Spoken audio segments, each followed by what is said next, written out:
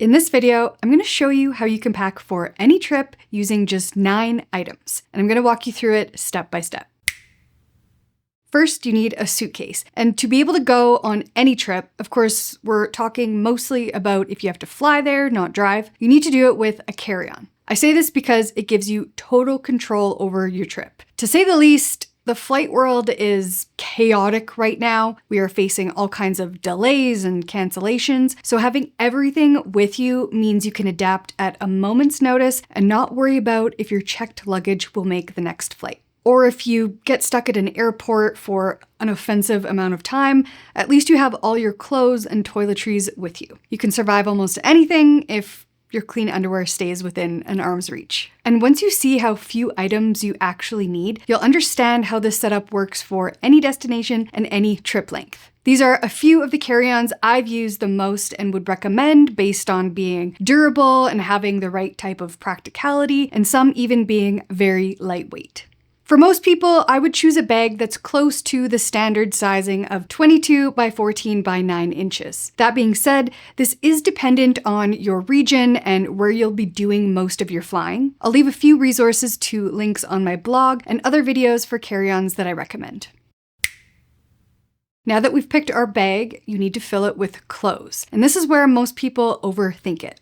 All you have to remember is this: stick to a total of 9 to 12 pieces of clothing. Through all of my testing and spreadsheets and overthinking and the occasional scientific living room fashion show, I found that that range gives you maximum flexibility while keeping the bulk to an absolute minimum. For demonstration, I'm going to pack some items that someone would wear in cooler temperatures, such as long sleeves and pants, because warmer temperatures usually mean lighter and less clothing. So if I can show you how to pack enough outfits for cooler weather, hopefully you can visualize that it's a bit easier with warmer weather. Now, I know someone is already about to type, but I'm going to Europe for 17 days with unpredictable weather.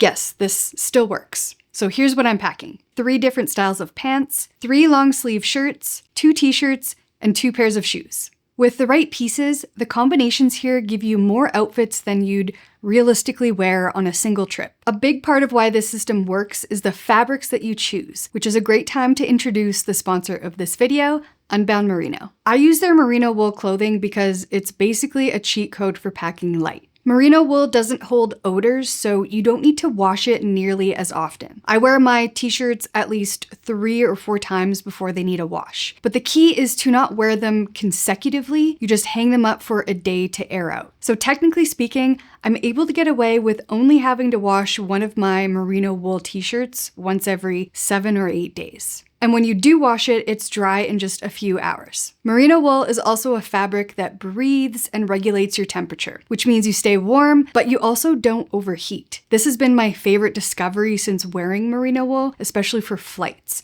I am so much more comfortable. And it packs down incredibly flat, giving you way more room in your bag without sacrificing comfort or style. And speaking of comfort, Unbound Merino uses this ultra fine wool that's extra soft, and to me, it's honestly softer than cotton. It's not that itchy, scratchy feeling that people associate with wool from like 20 years ago. This is actually one of my favorite merino pieces. I wear this thing everywhere. All you need is a few staple pieces and you can create so many different outfit combinations. Here's some of the outfits I created with what I'm packing.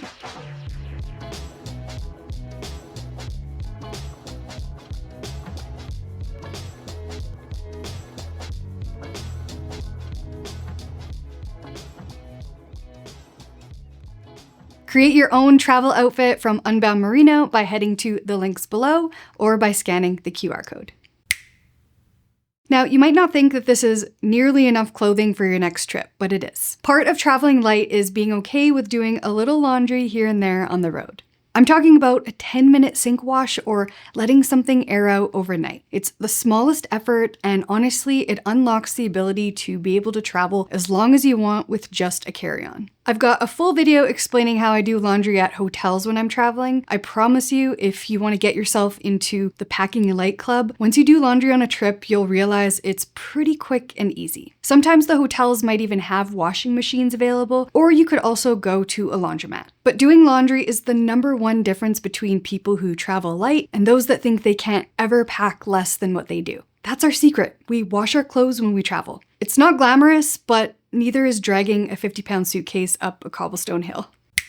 As for undergarments, I have two ways of packing these. For socks and underwear, I pack either 5 pairs of each or however much I can fit in after everything else is packed. 5 pairs gives me the freedom to do laundry every 4 to 5 days, so at the bare minimum, that's how much I would pack. However, socks and undies tend to be smaller and you can also fit them into nooks and crannies or inside your shoes, so depending how much room I have, I may shove a few more in at the end. And for most trips, I usually pack 2 bras and wear one for a total of 3. For sleepwear, I bring 1 pair of pajamas and 2 if I have room, and then I just wash when I feel like I need to. I'll be honest, I wash my pajamas once a week on the road. Some people need to wash them every day, so you'll need to adjust based on what works for you.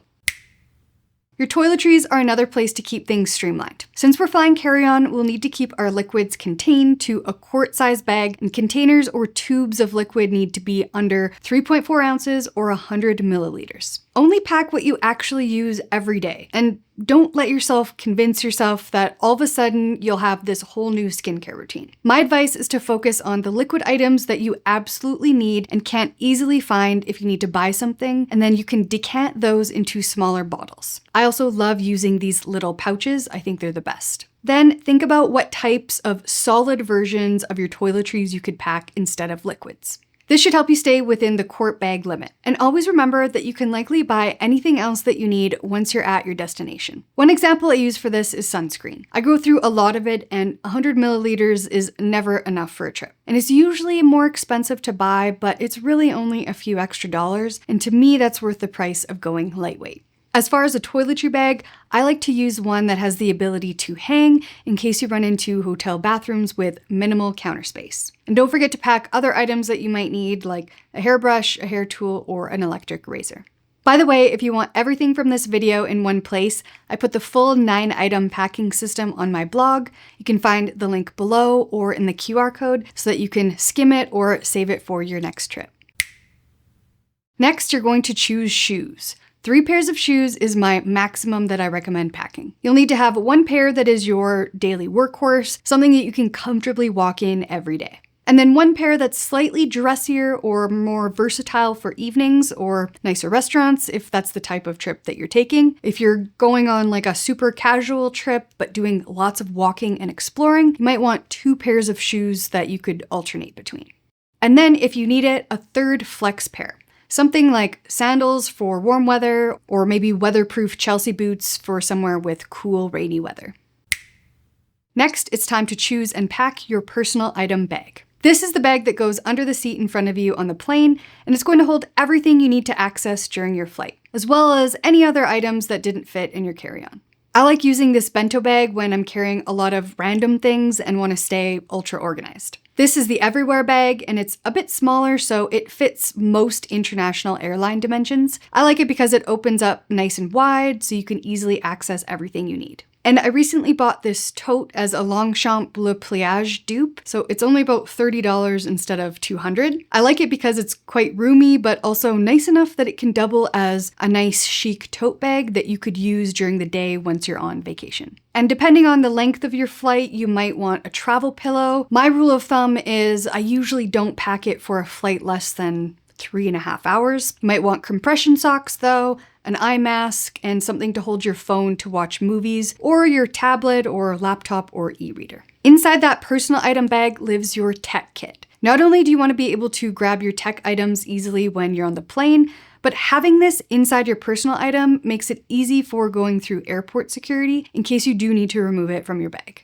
I keep all my electronics together so they count as a single item in this system. Chargers, power bank, your adapter, earbuds, maybe a Kindle or camera depending on the trip and the size of your pouch. I like to put everything in one pouch so it's easy to grab, easy to pack, and easy to move through security.